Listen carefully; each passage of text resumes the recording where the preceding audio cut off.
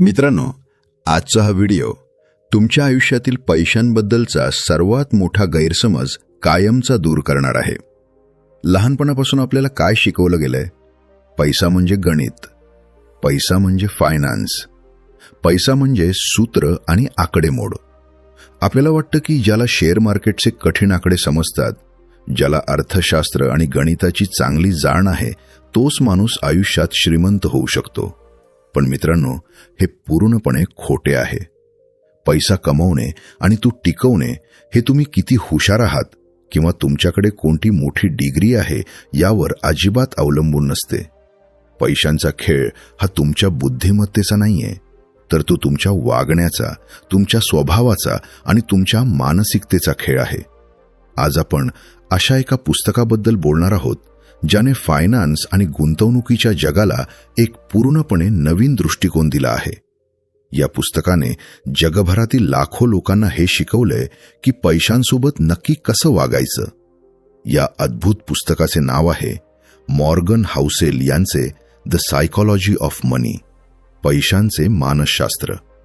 हा व्हिडिओ फक्त पैशांबद्दलची माहिती देणारा नाहीये.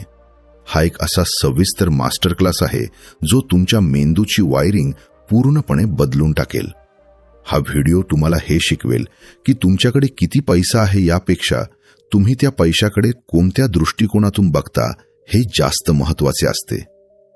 जर तुम्ही खऱ्या अर्थाने आर्थिक स्वातंत्र्य मिळवू इच्छित असाल तर हा व्हिडिओ अगदी शांतपणे आणि एकही सेकंद न सोडता पूर्ण ऐका.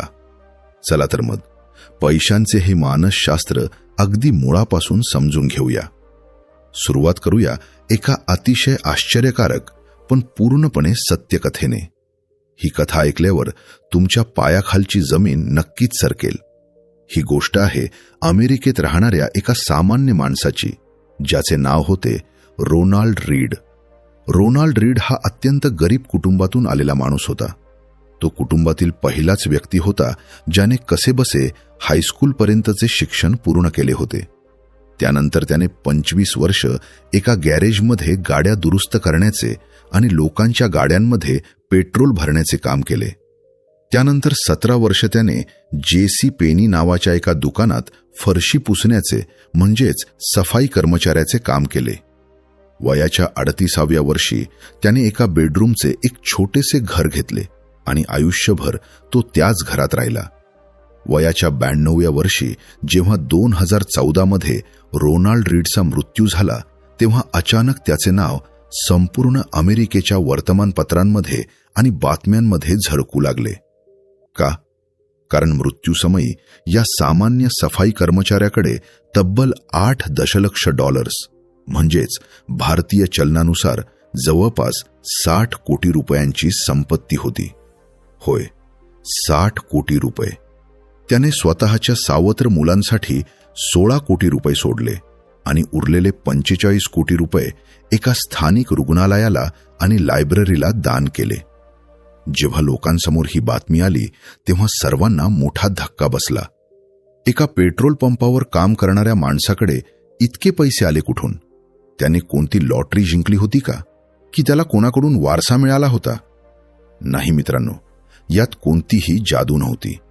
रोनाल्ड रीडने फक्त एकच गोष्ट केली होती. तो जे काही थोडेफार पैसे कमवत होता त्यातले काही पैसे तो अत्यंत शिस्तीने चांगल्या कंपन्यांच्या शेअर्समध्ये म्हणजेच ब्लू चिप स्टॉक्समध्ये गुपचूप इन्व्हेस्ट करत होता. आणि मग त्याने त्या पैशांना हात लावला नाही.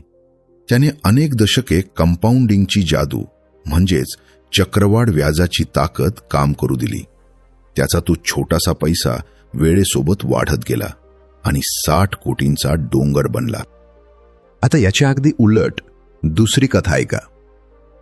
रिचर्ड फुस्कोने नावाची एक व्यक्ती होती. रिचर्ड हा रोनाल्ड रीडच्या अगदी विरुद्ध होता. तो हार्वर्ड युनिव्हर्सिटीमधून शिकलेला अतिशय उच्च शिक्षित आणि हुशार माणूस होता. तो मेरिल लिंच नावाच्या जगातल्या सर्वात मोठ्या फायनान्स कंपनीत उच्च पदावर काम करत होता. त्याच्याकडे पैशांची आणि फायनान्शियल ज्ञानाची कोणतीही कमी नव्हती. तो इतका यशस्वी होता की वयाच्या 40व्या वर्षीच तो निवृत्त झाला.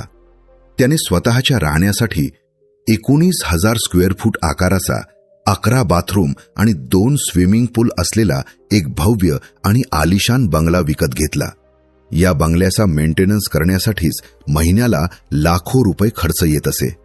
पण 2008 मध्ये जगात आर्थिक मंदी आली आणि सर्व काही बदलून गेले. रिचर्डने स्वतःचा हा भव्य बंगला आणि आपला आलिशान थाट टिकवण्यासाठी खूप मोठी कर्जे घेतली होती. मंदीच्या काळात त्याला ती कर्जे फेडता आली नाहीत. तो पूर्णपणे दिवाळखोर झाला आणि शेवटी ज्या घरात तो राजासारखा राहत होता तेच घर लिलावात अक्षरशः कवडीमोल भावाने विकले गेले. एक हार्वर्ड शिकलेला फायनान्सचा तज्ज्ञ असलेला माणूस रस्त्यावर आला. मित्रांनो, रोनाल्ड रीड आणि रिचर्ड फुस्कोने या 2 कथा आपल्याला काय शिकवतात? फायनान्स आणि गुंतवणूक हे जगातले एकमेव असे क्षेत्र आहे जिथे कोणताही डिग्री नसलेला, कोणताही अनुभव नसलेला एक सामान्य माणूस एका अत्यंत उच्च शिक्षित आणि तज्ज्ञ माणसाला पूर्णपणे हरवू शकतो.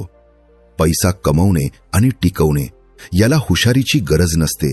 याला संयम, शिस्त आणि पैशांसोबत योग्य वागणुकीची गरज असते. मॉर्गन हाउसेल या पुस्तकातील पहिल्याच नियमात सांगतात, नो वन इज क्रेझी, म्हणजेच या जगात पैशांच्या बाबतीत कोणीही वेडा नसतो. आपल्याला बऱ्याचदा वाटतं की लोक पैशांच्या बाबतीत किती मूर्खसारखे निर्णय घेतात. पण मित्रांनो, प्रत्येक माणसाचा पैशांकडे बघण्याचा दृष्टिकोन हा त्याच्या अनुभवानुसार आणि तो कोणत्या काळात जन्माला आला आहे यावर ठरतो. समजा एक माणूस 1950च्या दशकात जन्माला आला आणि त्याने त्याच्या तारुण्यात भीषण महागाई आणि गरिबी पाहिली आहे. तो माणूस शेअर मार्केटमध्ये पैसे गुंतवायला नक्कीच घाबरेल. त्याला वाटेल की पैसे फिक्स डिपॉझिटमध्ये किंवा सोन्यात ठेवणं सर्वात सुरक्षित आहे.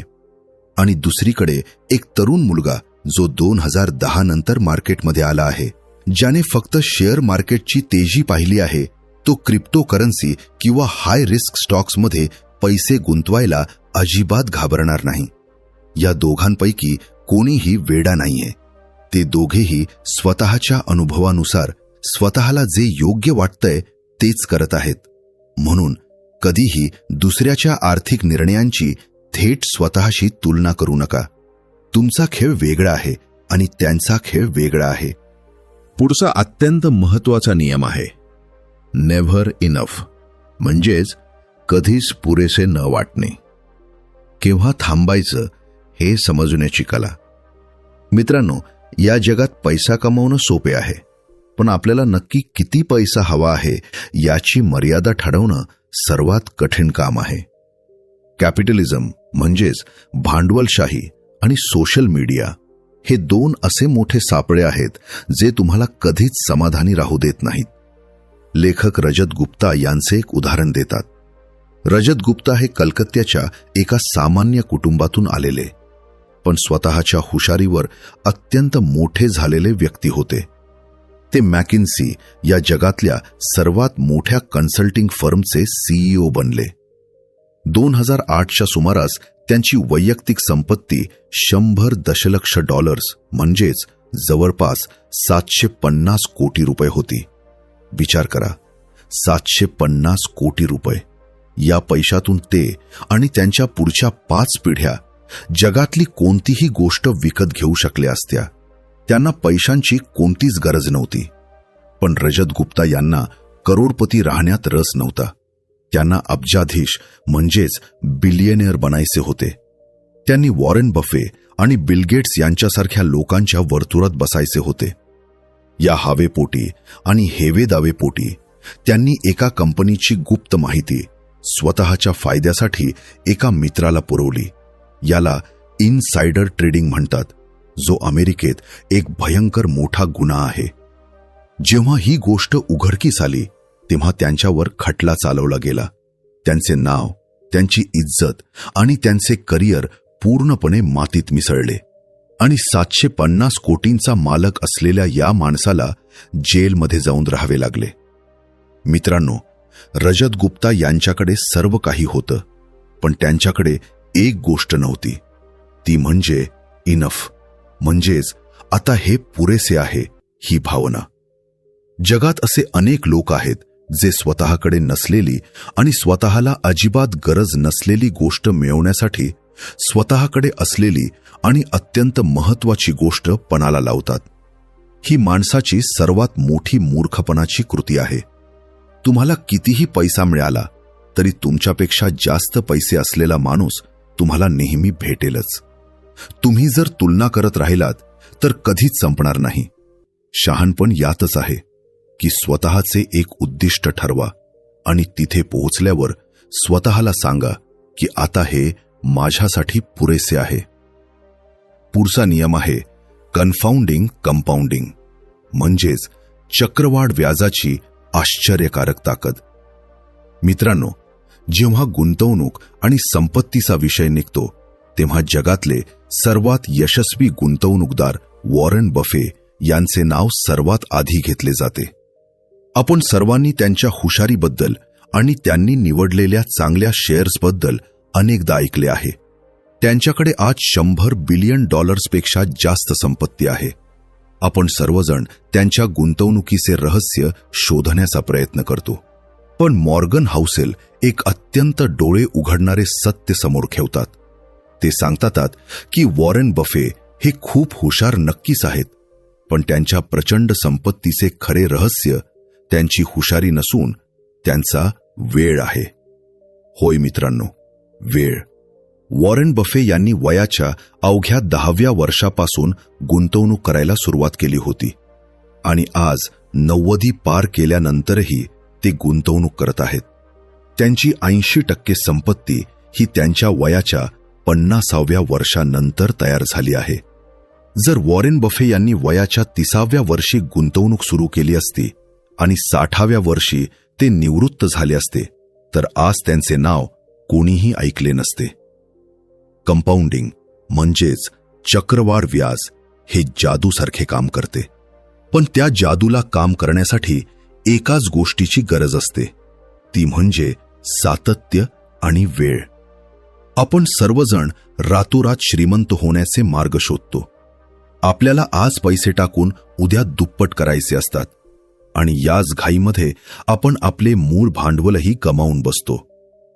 चांगली गुंतवणूक ही नेहमी कंटाळवाणी असते. ती तुम्हाला रोज नवीन थ्रिल किंवा थरार देत नाही. चांगल्या गुंतवणुकीचे रहस्य हे आहे की चांगले शेअर्स किंवा इंडेक्स फंड घ्या आणि ते घेऊन विसरून जा. झाड लावल्यानंतर आपण रोज त्याची मुळे उकरून पाहत नाही की ते किती वाढले. आपण त्याला पाणी घालतो आणि निसर्गाला त्याचे काम करू देतो. पैशांच्या बाबतीतही हाच नियम लागू होतो. पुढचा नियम, जो मला वैयक्तिकरित्या खूप महत्वाचा वाटतो, getting wealthy versus staying wealthy, म्हणजेच श्रीमंत होणे आणि श्रीमंत राहणे. मित्रांनो, पैसे कमवण्यासाठी तुम्हाला रिस्क घ्यावी लागते.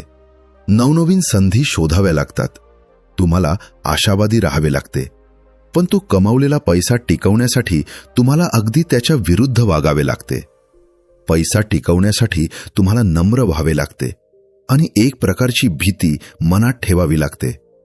पैसा आल्यावर माणसाचा अहंकार वाढतो. त्याला वाटतं की मी जे काही कमवलंय ते फक्त माझ्या हुशारीमुळे कमवलंय आणि इथेच तो चूक करतो. श्रीमंत होणे एक वेळ सोपे आहे, पण श्रीमंत राहण्यासाठी तुम्हाला तुमच्यातील पॅरानोइया म्हणजेच माझे सर्व काही एका झटक्यात नष्ट होऊ शकते ही भीती जागृत ठेवावी लागते. जोपर्यंत तुम्ही ही भीती मनात ठेवता तोपर्यंत तुम्ही पैशांची उधळपट्टी करत नाही. तुम्ही अनावश्यक कर्ज घेत नाही.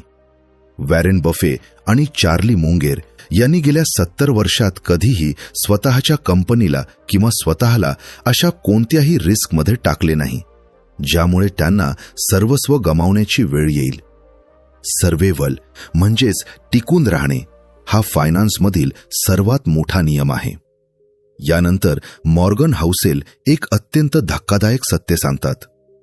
Wealth is what you don't see, म्हणजेच संपत्ती म्हणजे ती गोष्ट जी तुम्हाला उघड्या डोळ्यांनी दिसत नाही.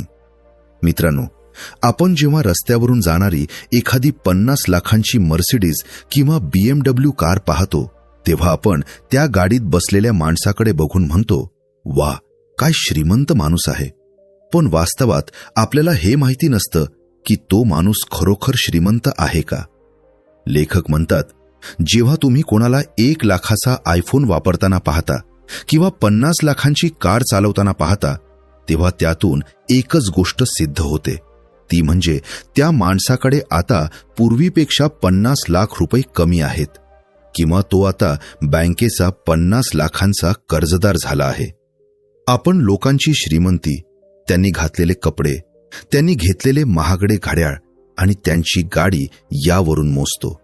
पण मित्रांनो, याला रिचनेस म्हणतात, वेल्थ नाही. रिच असणे म्हणजे आत्ता तुमच्याकडे खर्च करण्यासाठी पैसा असणे, पण वेल्दी असणे म्हणजे जी संपत्ती तुम्ही खर्च केलेली नाही ती संपत्ती. खरी संपत्ती ती असते जी तुम्हाला दिसत नाही. बँकेत जमा असलेले पैसे, शेअर मार्केटमध्ये गुंतवलेले पैसे, घेतलेले म्युच्युअल फंड आणि सर्वात महत्त्वाचे म्हणजे त्या पैशांमुळे मिळालेले स्वातंत्र्य. सकाळी उठल्यावर आज मला जे हवंय ते मी करू शकतो हा विचार मनात येणे, ही जगातील सर्वात मोठी संपत्ती आहे. मॉर्गन हाउसेल म्हणतात की लोकांना वाटतं त्यांना करोडपती व्हायचंय, पण वास्तवात त्यांना करोडो रुपये खर्च करायचे असतात आणि करोडो रुपये उधळून टाकणे हे करोडपती होण्याच्या अगदी विरुद्ध आहे. जर तुम्ही पैसा फक्त लोकांना दाखवण्यासाठी कमवत असाल तर तुम्ही तो पैसा खूप लवकर गमावाल.